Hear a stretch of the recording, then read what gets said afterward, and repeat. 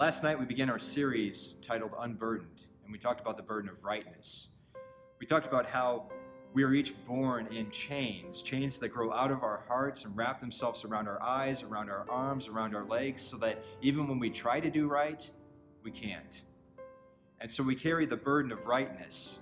We try to do the right thing, we can't do it. We try to do the right thing, we don't know how to do it. We try to do the right thing, well, actually, no, we don't want to do the right thing at all. And so all we do in our struggle is just add links to the chain.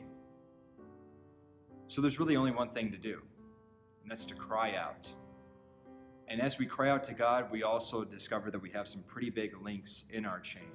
And if you find that you have big links in your chain, good, because it means that God's grace is even deeper than that. So we're going to continue our sermon and our talk about burdens on Sunday morning.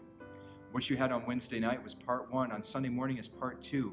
We go from carrying rightness to talking about how Christ gives us righteousness. From each of us, there's an unbroken chain going from Adam all the way to you. It is a chain of death. Adam sinned, and through Adam, death entered into the world. And because death entered into the world, we now all sin. And so we find ourselves still in a desperate struggle. And in our desperation, we encounter something completely strange and unusual: abundance and a free gift. A gift of grace and a gift of righteousness that connects us not to Adam, but to Christ. And so we invite you to join us on Sunday as we continue our sermon series and for part 2 of our sermon, where we see how Christ gives us righteousness.